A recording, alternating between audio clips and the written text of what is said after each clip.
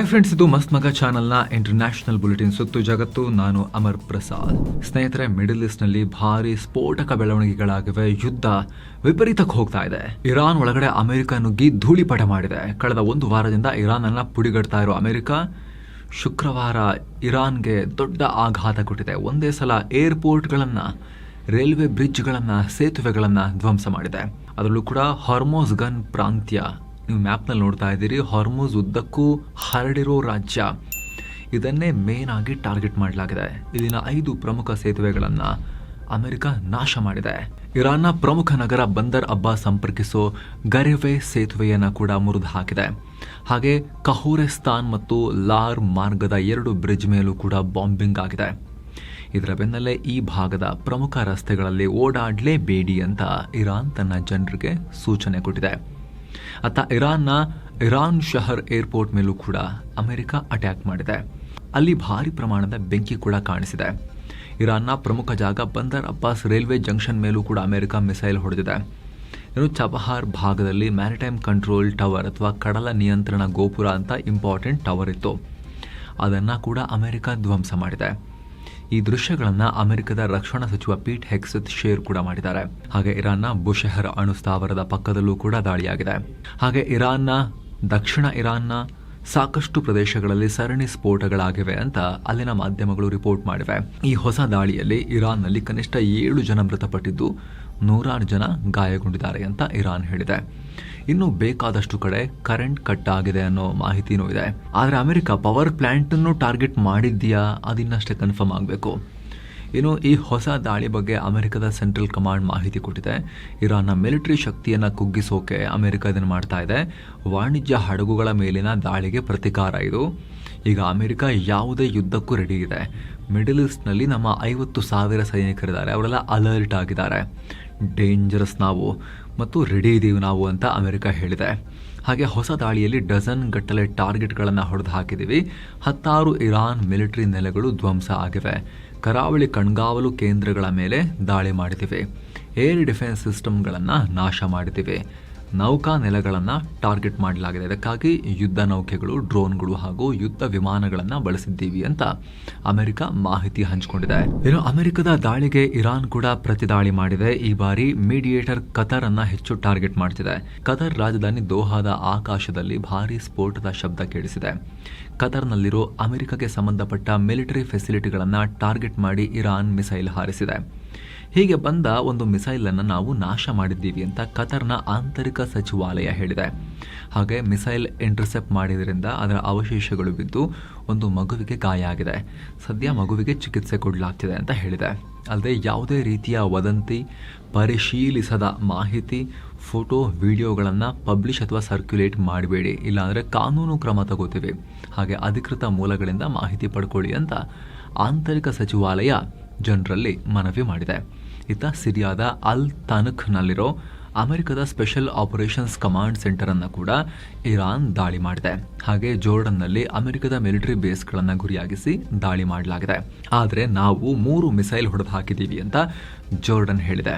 ಹಾಗೆ ಕುವೈತ್ ಮೇಲೂ ಕೂಡ ಅಟ್ಯಾಕ್ ಆಗಿದೆ. ನಾವು ಶತ್ರುವಿನೊಂದಿಗೆ ಎಂಗೇಜ್ ಆಗಿದ್ದೀವಿ, ಅವರ ಪ್ರೊಜೆಕ್ಟೈಲ್ ಹೊಡೆದು ಹಾಕ್ತಾ ಇದ್ದೀವಿ ಅಂತ ಕುವೈತ್ ಸೇನೆ ಹೇಳಿದೆ. ಇನ್ನು ಆ ಕಡೆ ಒಮಾನ್ನಲ್ಲೂ ಕೂಡ ಇರಾನ್ ಹಾವಳಿ ಇಟ್ಟಿದೆ. ಒಮಾನ್ನ ಘೆನೇಮ್ ಪ್ರದೇಶದಲ್ಲಿರೋ ಅಮೆರಿಕದ ಏರ್ ಕಂಟ್ರೋಲ್ ರೇಡಾರ್ ಅನ್ನ ನಾಶ ಮಾಡಲಾಗಿದೆ ಅಂತ ಇರಾನ್ನ IRGC ಹೇಳಿಕೊಂಡಿದೆ. ಅಲ್ಲದೆ ಇರಾಕ್ನ ಉತ್ತರ ಭಾಗದಲ್ಲಿರೋ ಖುರ್ದಿಶ್ ಪ್ರದೇಶ ಸುಲೇಮಾನಿಯಾದಲ್ಲಿ ಕೂಡ 4 ಕಡೆ ಸ್ಫೋಟ ಆಗಿದೆ. ಇದನ್ನು ಯಾರು ಮಾಡಿದ್ದು ಅನ್ನೋದು ಇನ್ನಷ್ಟೇ ಕ್ಲಾರಿಟಿ ಸಿಗಬೇಕು. ಆದರೆ ಈ ಹೊಸ ದಾಳಿಯಿಂದಾಗಿ ಇರಾಕ್ನ ಖೋರ್ಮೋರ್ ಗ್ಯಾಸ್ ಫೀಲ್ಡ್ನಲ್ಲಿರೋ ತನ್ನ ಗ್ಯಾಸ್ ಪ್ರೊಡಕ್ಷನ್ ಫೆಸಿಲಿಟಿಯನ್ನು ದೇನಾ ಗ್ಯಾಸ್ ಕಂಪನಿ ಬಂದ್ ಮಾಡಿದೆ. ಈ ಕಂಪನಿ UAE ಮೂಲದ್ದು. ಅಲ್ಲದೆ ಈ IRGC ದೊಡ್ಡ ವಾರ್ನಿಂಗ್ ಅನ್ನು ಕೂಡ ಕೊಟ್ಟಿದೆ. ಸದ್ಯ ಹಾರ್ಮುಜ್ ಜಲಸಂಧಿಯ ಸಂಪೂರ್ಣ ಕಂಟ್ರೋಲ್ ನಮ್ಮ ಕೈಯಲ್ಲಿದೆ. ಅಮೆರಿಕ ದಾಳಿ ನಿಲ್ಲಿಸೋವರೆಗೂ ಈ ಜಲಮಾರ್ಗದಲ್ಲಿ ಯಾವುದೇ ರೀತಿ ಆಯಿಲ್ ಮತ್ತು ಗ್ಯಾಸ್ ರಫ್ತು ಮಾಡೋ ಹಾಗಿಲ್ಲ ಅಂತ IRGC ಎಚ್ಚರಿಕೆ ಕೊಟ್ಟಿದೆ. ಹೀಗಾಗಿ ಈ ಹೊಸ ಪ್ರತಿ ದಾಳಿಯಿಂದ ಹಾರ್ಮುಜ್ ಜಲಸಂಧಿಯ ಪರಿಸ್ಥಿತಿ ಮತ್ತಷ್ಟು ಉದ್ವಿಗ್ನ ಆಗಿದೆ. ಇನ್ನು ಅಮೆರಿಕ ಈಗ ಇರಾನ್ನಾದ್ಯಂತ ತನ್ನ ದಾಳಿ ವಿಸ್ತರಣೆ ಮಾಡೋಕೆ ಪ್ಲಾನ್ ಮಾಡ್ತಾ ಇದೆ ಅಂತ ಗೊತ್ತಾಗಿದೆ. ಇದಕ್ಕಾಗಿ ಅಮೆರಿಕ ಅಧ್ಯಕ್ಷ ಟ್ರಂಪ್ ಮೀಟಿಂಗ್ ಕೂಡ ಮಾಡಿದ್ದಾರೆ. ವೈಟ್ ಹೌಸ್ನ ಸಿಚುವೇಶನ್ ರೂಮ್ನಲ್ಲಿ ಈ ಹೈ ಲೆವೆಲ್ ಮೀಟಿಂಗ್ ನಡೆದಿದೆ. ಇದರಲ್ಲಿ ಇರಾನ್ ಮೇಲೆ ಮುಂದೆ ಯಾವ ರೀತಿ ದಾಳಿ ಮಾಡಬೇಕು ಅಂತ ಚರ್ಚೆ ಮಾಡಿದ್ದಾರೆ. ರಿಪೋರ್ಟ್ಸ್ ಪ್ರಕಾರ ಇಲ್ಲಿ 3 ಪ್ರಮುಖ ವಿಚಾರಗಳ ಬಗ್ಗೆ ಮಾತುಕತೆ ನಡೆದಿದೆ. ಅದರಲ್ಲಿ ಮೊದಲನೆಯದು ಇರಾನ್ನ ಸ್ಟ್ರಾಟಜಿಕ್ ದ್ವೀಪಗಳ ಮೇಲೆ ಕಂಟ್ರೋಲ್ ಸಾಧಿಸೋದು. ಅಂದರೆ ಹಾರ್ಮುಜ್ ಹತ್ತಿರ ಇರೋ ಕೆಲ ದ್ವೀಪಗಳನ್ನು ವಶಕ್ಕೆ ತಗೊಳ್ಳೋಕೆ ಅಮೆರಿಕ ಪ್ಲಾನ್ ಮಾಡಿದೆ. ಎರಡನೇದಾಗಿ ಪಿಕಾಕ್ಸ್ ಮೌಂಟೇನ್ ಮೇಲೆ ದಾಳಿ ಮಾಡೋದು. ಇದು ಇರಾನ್ನ ಭೂಗತ ನ್ಯೂಕ್ಲಿಯರ್ ಫೆಸಿಲಿಟಿ. ಸದ್ಯಕ್ಕೆ ಇಲ್ಲಿ ಅಂತಹ ಚಟುವಟಿಕೆ ನಡೀತಾ ಇಲ್ಲ ಅಂತ ಟ್ರಂಪ್ ಹೇಳಿದರು. ಆದರೆ ಈ ಸಲ ಇದರ ಮೇಲೂ ದಾಳಿ ಮಾಡೋಕೆ ಪ್ಲಾನ್ ಆಗಿದೆ ಅಂತ ವರದಿಯಾಗಿದೆ. ಇನ್ನು ಮೂರನೇದಾಗಿ ಇರಾನ್ನ ಮೂಲ ಸೌಕರ್ಯಗಳನ್ನು ಟಾರ್ಗೆಟ್ ಮಾಡಿ ಧ್ವಂಸ ಮಾಡೋದು ಅಂತ ಪ್ಲಾನ್ ಆಗಿದೆ. ಈ ಪ್ಲಾನ್ಗಿನ್ನೂ ಟ್ರಂಪ್ ಒಪ್ಪಿಗೆ ಕೊಟ್ಟಿಲ್ವಂತೆ. ಆದರೂ ಅಲ್ಲಿ ಹೊಡೆಯೋಕ್ಕಂತೂ ಶುರು ಮಾಡಿದ್ದಾರೆ ಮೂಲ ಸೌಕರ್ಯಗಳ ಮೇಲೆ. ಟ್ರಂಪ್ ಸಿಕ್ಕಾಪಟ್ಟೆ ಸಿಟ್ಟಾಗಿದ್ದಾರಂತೆ. ಇರಾನ್ ವಿಚಾರದಲ್ಲಿ ಫ್ರಸ್ಟ್ರೇಟ್ ಆಗಿದ್ದಾರಂತೆ. ಅವರು ಯಾವಾಗ ಬೇಕಾದರೂ ಎಲ್ಲ ನಾಶ ಮಾಡಿ ಅಂಥೇಳಿ ಆದೇಶ ಕೊಡಬಹುದು ಅಂತ ಅಮೆರಿಕದಿಂದ ರಿಪೋರ್ಟ್ಸ್ ಬರ್ತವೆ. ಇನ್ನು ಮಿಡಲ್ ಈಸ್ಟ್ ಉದ್ವಿಗ್ನತೆ ಜಾಸ್ತಿ ಆಗಿರೋ ಕಾರಣ ತೈಲ ಬೆಲೆ ಕೂಡ ಏರಿಳಿತ ಆಗ್ತಾನೆ ಇದೆ. ಸದ್ಯಕ್ಕೆ Brent crude oil price per barrel $84 ರೇಂಜ್ನಲ್ಲಿತ್ತು. ಇನ್ನು ಸ್ನೇಹಿತರೆ, ಪುರಿ ಜಗನ್ನಾಥ, ಬಿರಾಜದೇವಿ ಶಕ್ತಿಪೀಠ, ತಾರತಾರಿಣಿ ಶಕ್ತಿಪೀಠ, ಉದಯಗಿರಿ ಮತ್ತು ಸ್ಕಂದಗಿರಿ ಕೇವ್ಸ್ ಈ ಎಲ್ಲ ಅದ್ಭುತ ಸ್ಥಳಗಳಿಗೆ 7 ಸ್ಯಾಂಡ್ಸ್ನವರ ಪ್ರವಾಸ ಇದೆ. ಎಲ್ಲವನ್ನ ಒಳಗೊಂಡಿರೋ ಪ್ಯಾಕೇಜ್ ಇದು. ಎಕ್ಸ್ಟ್ರಾ ನಿಮಗೇನು ಖರ್ಚಿರೋದಿಲ್ಲ. ಕನ್ನಡ ಟೂರ್ ಮ್ಯಾನೇಜರ್ ನಿಮ್ಮನ್ನ ಗ್ರೂಪ್ನಲ್ಲಿ ಕರ್ಕೊಂಡೋಗಿ ಕರ್ಕೊಂಡ್ಬರ್ತಾರೆ. ಹಿರಿಯ ನಾಗರಿಕರಾದರೂ ಹೋಗ್ಬೋದು, ಫ್ಯಾಮಿಲಿ ಸಮೇತ ಹೋಗ್ಬೋದು, ಸಿಂಗಲ್ಸ್ ಆದರೂ ಹೋಗ್ಬೋದು. ಸೇಫಾಗಿ ಕರ್ಕೊಂಡೋಗಿ ವಾಪಸ್ ಕರ್ಕೊಂಬಂದು ತಲುಪಿಸ್ತಾರೆ 7 ಸ್ಯಾಂಡ್ಸ್ನ ಟೂರ್ ಮ್ಯಾನೇಜರ್ಸ್. ಆಸಕ್ತರು ಕಾಲ್ ಮಾಡಿ ಬುಕ್ ಮಾಡಿಕೊಂಡು ಹೋಗಿ ಬನ್ನಿ. ಈ ನಡುವೆ ಅಮೆರಿಕ ಸೇನೆಗೆ ಈಗ ಹೊಸ ನಿಯಮ ಜಾರಿಯಾಗಿದೆ. 30 ವರ್ಷ ಮೇಲ್ಪಟ್ಟ ಸೈನಿಕರಿಗೆ ಪ್ರತಿ ವರ್ಷ ಟೆಸ್ಟೋಸ್ಟೆರಾನ್ ಪರೀಕ್ಷೆ ಮಾಡಿಸಿಕೊಳ್ಳುವುದು ಕಡ್ಡಾಯ. ಹೀಗಂತ ಅಮೆರಿಕ ರಕ್ಷಣಾ ಸಚಿವ ಪೀಟ್ ಹೆಕ್ಸೆತ್ ಘೋಷಿಸಿದ್ದಾರೆ. ಟೆಸ್ಟೋಸ್ಟೆರಾನ್ ಅಂದರೆ ಪುರುಷರ ಹಾರ್ಮೋನ್. ವಯಸ್ಸಾದಂತೆ ಈ ಹಾರ್ಮೋನ್ ಮಟ್ಟ ಕಮ್ಮಿ ಆಗ್ತಾ ಹೋಗುತ್ತೆ. ಇದರಿಂದ ಸೈನಿಕರ ಆರೋಗ್ಯದ ಮೇಲೆ, ಪರ್ಫಾರ್ಮೆನ್ಸ್ ಮೇಲೆ ಪರಿಣಾಮ ಬೀರುತ್ತೆ. ಹೀಗಾಗಿ ಈ ಟೆಸ್ಟ್ ಮಾಡಿಸೋಕೆ ನಿರ್ಧಾರ ಮಾಡಲಾಗಿದೆ. ಸೈನಿಕರ ಸಾಮರ್ಥ್ಯ ಹೆಚ್ಚಿಸೋದು ಇದರ ಮುಖ್ಯ ಉದ್ದೇಶ ಅಂತ ಪೀಟ್ ಹೆಕ್ಸೆತ್ ಹೇಳಿದ್ದಾರೆ. ಅಲ್ಲದೆ ಈ ಟೆಸ್ಟ್ನಲ್ಲಿ ಹಾರ್ಮೋನ್ ಕೊರತೆ ಕಂಡು ಬಂದರೆ ಚಿಕಿತ್ಸೆ ಕೊಡಲಾಗುತ್ತೆ. ಹಾರ್ಮೋನ್ ರಿಪ್ಲೇಸ್ಮೆಂಟ್ ಥೆರಪಿ ಕೊಡೋಕ್ಕೂ ಕೂಡ ಸೇನೆ ರೆಡಿ ಇದೆ. ಆದರೆ ಚಿಕಿತ್ಸೆ ಪಡಿಬೇಕಾ ಬೇಡವಾ ಅನ್ನೋದು ಸೈನಿಕರ ಇಷ್ಟ. ಹಾಗೆ 30 ವರ್ಷ ಒಳಗಿರೋ ಸೈನಿಕರು ಕೂಡ ಈ ಟೆಸ್ಟಿಂಗ್ ಮಾಡಿಸಿಕೊಳ್ಳಬಹುದು ಅಂತಲೂ ಪೀಟ್ ಹೆಕ್ಸೆತ್ ಹೇಳಿದ್ದಾರೆ. ಇತ್ತ ಜಾಗತಿಕ ಇಂಧನ ಭದ್ರತೆ ಕುರಿತು ಅಂತಾರಾಷ್ಟ್ರೀಯ ಇಂಧನ ಸಂಸ್ಥೆ IEA ಇಂಟರ್ನ್ಯಾಷನಲ್ ಎನರ್ಜಿ ಏಜೆನ್ಸಿ ದೊಡ್ಡ ಎಚ್ಚರಿಕೆ ಕೊಟ್ಟಿದೆ. ಹಾರ್ಮುಜ್ ಜಲಸಂಧಿಯ ಬಿಕ್ಕಟ್ಟು ಹೀಗೆ ಮುಂದುವರೆದರೆ ಇಡೀ ಜಗತ್ತಿಗೆ ಅಪಾಯ ಕಟ್ಟಿಟ್ಟ ಬುತ್ತಿ ಅಂತ IEA ವಾರ್ನಿಂಗ್ ಕೊಟ್ಟಿದೆ. ಇನ್ನೊಂದು ಕಡೆ ಸಿರಿಯಾ ಸೇನೆ ಭಾರಿ ಪ್ರಮಾಣದ ಶಸ್ತ್ರಾಸ್ತ್ರಗಳನ್ನು ಜಪ್ತಿ ಮಾಡಿದೆ. ಈ ಎಲ್ಲ ಆಯುಧಗಳು ಹಿಜ್ಬುಲ್ಲಾ ಉಗ್ರರಿಗೆ ಸೇರಿದ್ದು ಅಂತ ಸಿರಿಯಾದ ಆಂತರಿಕ ಸಚಿವಾಲಯ ಮಾಹಿತಿ ಕೊಟ್ಟಿದೆ. ಈ ಶಸ್ತ್ರಾಸ್ತ್ರಗಳನ್ನು ತುಂಬಿದ್ದ ಟ್ಯಾಂಕರ್ ಟ್ರಕ್ ಇರಾಕ್ನಿಂದ ಸಿರಿಯಾ ಗಡಿಗೆ ಬಂದಿತ್ತು. ಸಿರಿಯಾ ಮೂಲಕ ಇವುಗಳನ್ನು ಲೆಬನಾನ್ನಲ್ಲಿರೋ ಹಿಜ್ಬುಲ್ಲಾಗಳಿಗೆ ಕಳ್ಳ ಸಾಗಾಟ ಮಾಡೋ ಪ್ರಯತ್ನ ನಡೀತಾ ಇತ್ತು. ಆದರೆ ಸಿರಿಯಾ ಗಡಿ ಹತ್ತಿರಕ್ಕೆ ಈ ವಾಹನ ಪಾರ್ಕ್ ಆಗಿರೋದು ಕಂಡು ಅನುಮಾನಗೊಂಡ ಸಿರಿಯಾ ಪಡೆಗಳು ಈ ಆಪರೇಷನ್ ಲಾಂಚ್ ಮಾಡಿದ್ರು. ವಾಹನ ಸಿರಿಯಾ ಒಳಗೆ ನುಗ್ಗೋಕ್ಕೂ ಮುಂಚೆ ಸಿರಿಯಾ ಪಡೆಗಳು ಆ ವಾಹನವನ್ನು ಸೀಸ್ ಮಾಡಿದ್ರು. ಸದ್ಯ ಇದರ ಹಿಂದೆ ಇರೋ ಜಾಲ ಪತ್ತೆ ಹಚ್ಚೋಕೆ ತನಿಖೆ ಶುರುವಾಗಿದೆ ಅಂತ ಸಿರಿಯಾದ ಆಂತರಿಕ ಸಚಿವಾಲಯ ಹೇಳಿದೆ. ಸದ್ಯ ಸಿರಿಯಾದಲ್ಲಿರೋದು ಅಮೆರಿಕ ಮತ್ತು ಇಸ್ರೇಲ್ ಸ್ನೇಹಿತ ಅಂತ ಕರೆಸ್ಕೊಳ್ಳೋ ಅಹಮದ್ ಅಲ್ ಶರಾ ಸರ್ಕಾರ. ಈ ಹಿಂದೆ ಪುಟಿನ್ ಬೆಂಬಲಿತ ಅಸದ್ ಸರ್ಕಾರ ಇದ್ದಾಗ ನಿರಂತರವಾಗಿ ಇರಾನ್ ಹಿಜ್ಬುಲ್ಲಾಗೆ ಆಯುಧ ಪೂರೈಕೆ ಮಾಡ್ತಾ ಇತ್ತು. ಅದೆಲ್ಲ ಈಗ ಆಟ ನಿಲ್ಲಿಸಿದ್ದಾರೆ, ತಡೆದಿದ್ದಾರೆ. ಇತ್ತ ಇಸ್ರೇಲ್ ಗಾಜಾ, ಲೆಬನಾನ್ ಮತ್ತು ಸಿರಿಯಾದಲ್ಲಿ ಸೇನೆಯನ್ನು ಮೇಂಟೈನ್ ಮಾಡೋಕೆ ತೀರ್ಮಾನ ಮಾಡಿದ್ದಾರೆ. ಈ 3 ಕಡೆ ಇಸ್ರೇಲ್ ಸೆಕ್ಯೂರಿಟಿ ಝೋನ್ಗಳನ್ನು ಕ್ರಿಯೇಟ್ ಮಾಡಿದೆ. ಅಲ್ಲಿ ತನ್ನ ಸೈನಿಕರಿಗೆ ಮುಂದೂ ಕೂಡ ಅಲ್ಲೇ ಇರೋಕೆ ಇಸ್ರೇಲ್ ಉಳಿಸ್ಕೊಳ್ಳೋಕೆ ಪ್ಲಾನ್ ಮಾಡಿದೆ ಅಂತ ಇಸ್ರೇಲ್ ರಕ್ಷಣಾ ಸಚಿವ ಇಸ್ರೇಲ್ ಕಾಟ್ಸ್ ಹೇಳಿದ್ದಾರೆ. ಅಮೆರಿಕ ರಕ್ಷಣಾ ಕಾರ್ಯದರ್ಶಿ ಪೀಟ್ ಹೆಕ್ಸೆತ್ ಕೂಡ ಹೇಳಿದ್ದಾರೆ. ತಮ್ಮ ದೇಶದ ಗಡಿ ಮತ್ತು ಅಲ್ಲಿರೋ ಜನರನ್ನ ಉಗ್ರಗಾಮಿಗಳಿಂದ ಕಾಪಾಡೋದು ಇದರ ಉದ್ದೇಶ ಅಂತ ಇಸ್ರೇಲ್ ಕಾಟ್ಸ್ ಅಮೆರಿಕಾಗೆ ಮನವರಿಕೆ ಮಾಡಿಕೊಟ್ಟಿದ್ದಾರಂತೆ. ಇನ್ನೊಂದು ಕಡೆ ಪಾಕಿಸ್ತಾನದ ಅತಿ ದೊಡ್ಡ ಪ್ರಾಂತ್ಯವಾಗಿರೋ ಬಲೂಚಿಸ್ತಾನ್ ಮತ್ತೆ ನಾವು ಇಂಡಿಪೆಂಡೆಂಟ್ ಕಂಟ್ರಿ ಅಂತ ಘೋಷಿಸಿಕೊಂಡಿದೆ. ದ ರಿಪಬ್ಲಿಕ್ ಆಫ್ ಬಲೂಚಿಸ್ತಾನ್ ಹೆಸರಲ್ಲಿ ಹೊಸ ದೇಶ ಸೃಷ್ಟಿ ಮಾಡ್ಕೊಂಡಿದ್ದೀವಿ ಅಂತ ಡಿಕ್ಲೇರ್ ಮಾಡ್ಕೊಂಡಿದ್ದಾರೆ. ಇವಾಗ ಬಲೂಚಿಸ್ತಾನದ ನಾಯಕ ಮೀರ್ ಯಾರ್ ಬಲೋಚ್ ತಮ್ಮ ಎಕ್ಸ್ ಅಕೌಂಟ್ನಲ್ಲಿ ಪೋಸ್ಟ್ ಹಾಕಿದ್ದಾರೆ. ಅದರಲ್ಲಿ ಬಲೂಚಿಸ್ತಾನದ 85% ಭೂಭಾಗ ಈಗ ನಮ್ಮ ಸೇನೆಯ ಕಂಟ್ರೋಲ್ನಲ್ಲಿದೆ ಅಂತ ಹೇಳ್ಕೊಂಡಿದ್ದಾರೆ. ಅಷ್ಟೇ ಅಲ್ಲ, ಮಾ ಚುಕೇನ್ ಬಲೂಚನಿ ಅನ್ನೋ ಹೊಸ ರಾಷ್ಟ್ರಗೀತೆ, ಹೊಸ ರಾಷ್ಟ್ರಧ್ವಜ ಹಾಗೂ ಬಲೂಚಿ ಫಲೂಸ್ ಅನ್ನೋ ಹೊಸ ಕರೆನ್ಸಿಯನ್ನು ಕೂಡ ಪರಿಚಯ ಮಾಡಿದ್ದಾರೆ. ಚಿನ್ನ, ತಾಮ್ರದೊಂದಿಗೆ ಗ್ಯಾಸ್ ಮತ್ತು ಕಲ್ಲಿದ್ದಲು ಗಣಿಗಳೆಲ್ಲವೂ ಈಗ ನಮ್ಮ ಕಂಟ್ರೋಲ್ಗೆ ಬಂದಿವೆ ಅಂತ ಮೀರ್ ಯಾರ್ ಬಲೂಚ್ ಹೇಳಿದ್ದಾರೆ. ಹಾಗೆ ಪಾಕಿಸ್ತಾನದ ಸೇನೆ ಮತ್ತು ಭದ್ರತಾ ಪಡೆಗಳಿಂದ ಹಲವರು ರಾಜೀನಾಮೆ ಕೊಟ್ಟು ಬಲೂಚ್ ಪಡೆ ಸೇರ್ಕೊಂಡಿದ್ದಾರೆ ಅಂತ ಮೀರ್ ಯಾರ್ ಬಲೂಚ್ ಹೇಳಿದ್ದಾರೆ. ಹಾಗೆ ನಮ್ಮ ಬಳಿ ಯುದ್ಧ ವಿಮಾನ, ಟ್ಯಾಂಕರ್ಗಳು ಇವಿಲ್ಲ ಅಷ್ಟೇ, ಆದರೆ 5 ಲಕ್ಷಕ್ಕೂ ಅಧಿಕ ಫೈಟರ್ಗಳ ಸೈನಿಕರ ಪಡೆ ಇದೆ. 2026ರ ವೇಳೆಗೆ ಪಾಕ್ ಸೇನೆಯನ್ನು ಸಂಪೂರ್ಣವಾಗಿ ಬಲೂಚಿಸ್ತಾನದಿಂದ ಹೊರಗೆ ಹಾಕ್ತೀವಿ ನಾವು ಅಂತ ಡಿಕ್ಲೇರ್ ಮಾಡ್ಕೊಂಡಿದ್ದಾರೆ.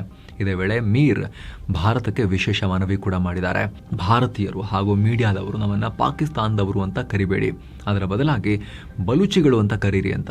ನಾವು ಆಲ್ರೆಡಿ ಕರಿತಾ ಇದ್ದೀವಲ್ಲ, ನಿಮ್ಮನ್ನ ಫ್ರೀಡಮ್ ಫೈಟರ್ಸ್ ಅಂತ ನಾವೇ ಜೋರಾಗಿ ಕರಿತಿರೋದು. ಪಾಕಿಸ್ತಾನದವರು ಅಂದ್ರೆ ಅದು ಪಂಜಾಬಿಗಳು, ಅವ್ರು ಮಾತ್ರ ಪಾಕಿಗಳು, ಉಳಿದವರು ಯಾರು ಅಲ್ಲ ಅಂತ ಹೇಳಿದ್ದಾರೆ ಇವರು. ಇನ್ನು ಪಾಕ್ ಆಕ್ರಮಿತ ಕಾಶ್ಮೀರದ ಪರಿಸ್ಥಿತಿ ದಿನವೂ ಹದಗೆಡ್ತಾ ಇದೆ. ಪ್ರತಿಭಟನಾಕಾರರನ್ನ ಕಂಟ್ರೋಲ್ ಮಾಡೋಕ್ಕಾಗದ ಪಾಕ್ ಸೇನೆ ಮತ್ತೆ 8,000 ಸೈನಿಕರನ್ನ POKಗೆ ನುಗ್ಗಿಸಿದೆ. ಇವ್ರನ್ನ ಪಂಜಾಬ್ ಪ್ರಾಂತ್ಯದಿಂದ POKಗೆ ಮೂವ್ ಮಾಡಲಾಗಿದೆ. ಹಾಗೆ ರಾವಲ್ಕೋಟ್ ಸೇರಿದ ಹಾಗೆ ಸೂಕ್ಷ್ಮ ಪ್ರದೇಶಗಳಲ್ಲಿ ಪಾಕ್ ಸೇನೆ ಹೈ ಅಲರ್ಟ್ ಘೋಷಿಸಿದೆ. ಅಷ್ಟೇ ಅಲ್ಲ, ಪಾಕ್ ಸೇನೆ ಗಡಿ ಪ್ರದೇಶದಲ್ಲಿ ಭಾರಿ ಪ್ರಮಾಣದ ಶಸ್ತ್ರಾಸ್ತ್ರಗಳನ್ನು ಸಾಗಿಸ್ತಾ ಇದೆ.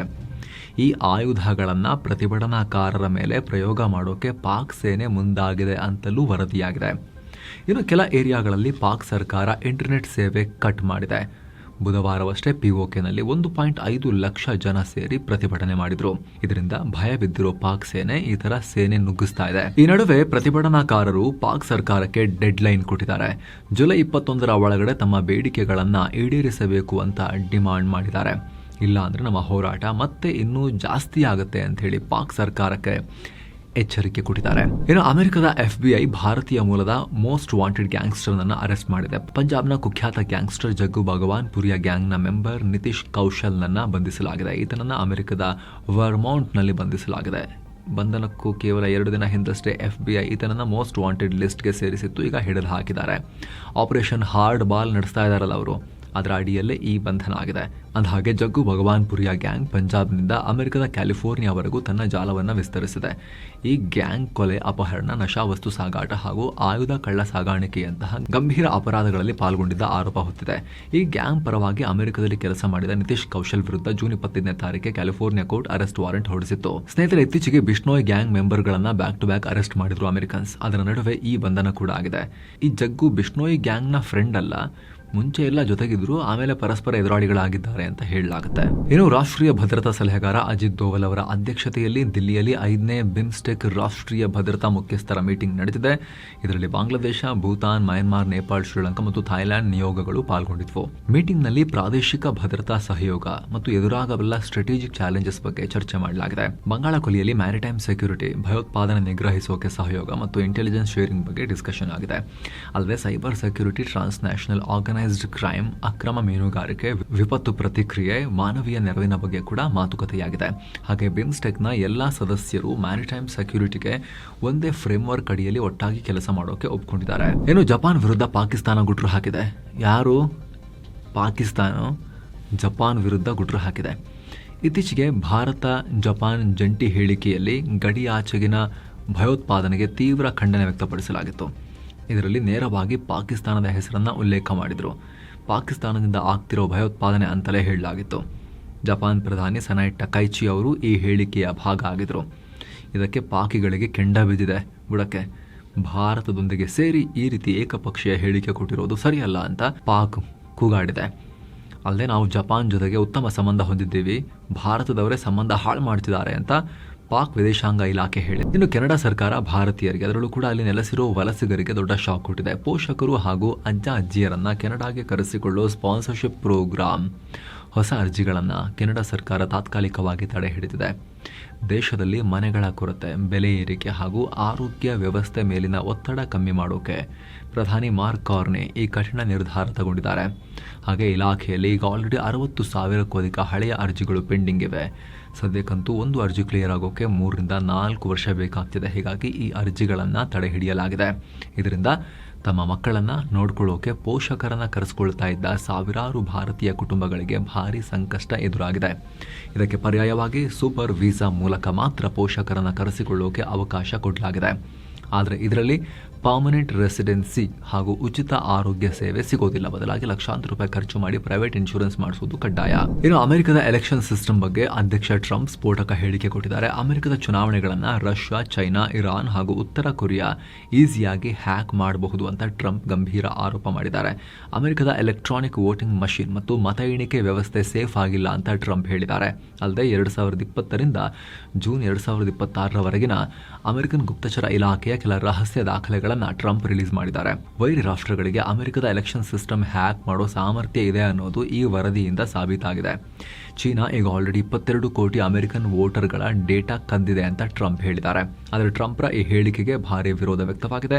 ಚೈನಾ ಕದ್ದಿದೆ ಎನ್ನಲಾದ 22 ಕೋಟಿ ವೋಟರ್ಸ್ ಡೇಟಾ ಕೂಡ ಸೀಕ್ರೆಟ್ ಅಲ್ಲ, ಅದನ್ನು ಯಾರು ಬೇಕಾದರೂ ಖರೀದಿ ಮಾಡಬಹುದು, ಅದರಿಂದ ಫಲಿತಾಂಶ ಚೇಂಜ್ ಮಾಡೋಕೆ ಆಗಲ್ಲ ಅಂತ ತಜ್ಞರು ಹೇಳ್ತಿದ್ದಾರೆ. ಆದರೆ ಟ್ರಂಪ್ ಬಿಡುಗಡೆ ಮಾಡಿರೋ ದಾಖಲೆಗಳು ನಿಜ ಆಗಿದ್ರೂ ಕೂಡ ಅದನ್ನು ತಮಗೆ ಬೇಕಾದ ಹಾಗೆ ರಾಜಕೀಯವಾಗಿ ಬಳಸ್ಕೊಳ್ತಿದ್ದಾರೆ ಅಂತ ವಿಪಕ್ಷ ಡೆಮೊಕ್ರೆಟಿಕ್ ಪಾರ್ಟಿ ಅವರು ಕೌಂಟರ್ ಕೊಟ್ಟಿದ್ದಾರೆ. ಇದೇ ನವೆಂಬರ್ನಲ್ಲಿ ಅಮೆರಿಕದಲ್ಲಿ ಮಿಡ್ ಟರ್ಮ್ ಎಲೆಕ್ಷನ್ ಇದೆ. ವೋಟಿಂಗ್ಗೆ ಕಠಿಣ ನಿಯಮ ತರೋ save America act bill pass ಮಾಡ್ಕೊಳ್ಳೋಕೆ ಟ್ರಂಪ್ ಈ ಹೊಸ ಸ್ಟ್ರಾಟಜಿ ಮಾಡಿದ್ದಾರೆ ಅಂತ ಎಲೆಕ್ಷನ್ ಎಕ್ಸ್ಪರ್ಟ್ಸ್ ಹೇಳ್ತಿದ್ದಾರೆ. ಇನ್ನು ಅಮೆರಿಕ ಹೊಸ ವೀಸಾ ರೂಲ್ಸ್ ತಂದಿದೆ. ವಿದೇಶಿ ವಿದ್ಯಾರ್ಥಿಗಳು, ಎಕ್ಸ್ಚೇಂಜ್ ವಿಸಿಟರ್ಸ್ ಮತ್ತು ಜರ್ನಲಿಸ್ಟ್ಗಳ ವೀಸಾಗೆ ಹೊಸ ಲಿಮಿಟ್ ಹಾಕಿದೆ.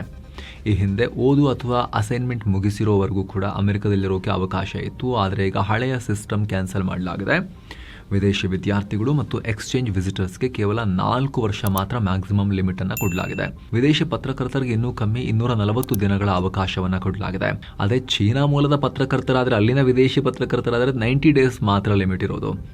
ಹೆಚ್ಚು ದಿನ ಇರಬೇಕಾದ್ರೆ ವೀಸಾ ಎಕ್ಸ್ಟೆನ್ಷನ್ ಹೊಸದಾಗಿ ಮತ್ತೆ ಅಪ್ಲೈ ಮಾಡಿಸ್ಕೋಬೇಕು. ಇಲ್ಲಾಂದರೆ ಅಮೆರಿಕ ಬಿಟ್ಟು ಕೂಡಲೇ ಓಡ್ ಹೋಗಬೇಕು, ಮತ್ತೆ ಅಪ್ಲೈ ಮಾಡ್ಕೊಂಡು ಹೊಸದಾಗಿ ವಾಪಸ್ ಬರಬೇಕು. ಈ ಹೊಸ ನಿಯಮ 60 ದಿನಗಳಲ್ಲಿ ಜಾರಿಗೆ ಬರುತ್ತೆ. ಅಮೆರಿಕದ ಭದ್ರತೆ, ಇಮಿಗ್ರೇಷನ್ ಕಂಟ್ರೋಲ್ನ ಟೈಟ್ ಮಾಡೋಕೆ ಈ ಕ್ರಮವನ್ನು ಟ್ರಂಪ್ ಸರ್ಕಾರ ತಂದಿದೆ. Department of homeland security DHS ಹೇಳಿದೆ ಇದನ್ನು. ಸೊ ಫ್ರೆಂಡ್ಸ್, ಇದಾಗಿತ್ತು ಇವತ್ತಿನ ಜಗತ್ತಿನ ಸುತ್ತಾಟ. ಸ್ನೇಹಿತರ ಕಡೆದಾಗಿ ನಿಮ್ಮಲ್ಲಿ ಒಂದು ಮನವಿ, ವಿಡಿಯೋ ಕೆಳಗಿರೋ ಜಾಯಿನ್ ಬಟನ್ ಮೂಲಕ ಆಸಕ್ತ ವೀಕ್ಷಕರು ನಮ್ಮ ಚಾನಲ್ಗೆ ಮೆಂಬರ್ಸ್ ಆಗಿ ಜಾಯಿನ್ ಆಗ್ಬೋದು. ಆಗ ಎಲ್ಲ ಮೆಂಬರ್ ಓನ್ಲಿ ವೀಡಿಯೋಸನ್ನು, ಎಕ್ಸ್ಕ್ಲೂಸಿವ್ ವೀಡಿಯೋಸನ್ನು ನೀವು ಕೂಡ ನೋಡೋಕೆ ಶುರು ಮಾಡ್ಬೋದು. ನೀವು ವಿಡಿಯೋ ಕೆಳಗಿರೋ ಜಾಯಿನ್ ಬಟನ್ ಮೇಲೆ ಕ್ಲಿಕ್ ಮಾಡಿ ಆಲ್ರೆಡಿ ನಾವು ಪಬ್ಲಿಷ್ ಮಾಡಿರೋ ಮೆಂಬರ್ ಓನ್ಲಿ ವೀಡಿಯೋಸನ್ನು ಒಂದ್ಸರಿ ಸ್ಕ್ರೋಲ್ ಮಾಡಿ ಚೆಕ್ ಮಾಡ್ಬೋದು. ಅದು ಯೂಸ್ಫುಲ್ ಅಂತ ಅನಿಸಿದ್ರೆ ಆಮೇಲೆ ಮಾತ್ರ ನೀವು ಜಾಯಿನ್ ಆಗೋದ್ರ ಬಗ್ಗೆ ಡಿಸೈಡ್ ಮಾಡ್ಬೋದು. ಜೊತೆಗೆ ಸ್ನೇಹಿತರೆ, ನಿಮ್ಮ ಒಂದೊಂದು ಮೆಂಬರ್ಶಿಪ್ ಕೂಡ ಕೇವಲ ನೀವು ಮೆಂಬರ್ ಓನ್ಲಿ ವೀಡಿಯೋಸ್ ನೋಡೋದು ಮಾತ್ರ ಅಲ್ಲ, ನಮ್ಮ ಚಾನಲ್ಗೆ ನೀವು ಕೂಡ ಅತಿ ದೊಡ್ಡ ಬೆಂಬಲ ಕೂಡ ಹೌದು. ಅದು ಆಸಕ್ತರು ಮಿಸ್ ಇಲ್ಲದೆ ಚೆಕ್ ಮಾಡಿ ಜಾಯಿನ್ ಬಟನ್ ಮೇಲೆ ವಿಡಿಯೋ ಕೆಳಗಡೆ ಇದೆ. ಮತ್ತೆ ಭೇಟಿ ಆಗ್ತಿರೋಣ ಸ್ನೇಹಿತರೆ. ನಮಸ್ಕಾರ.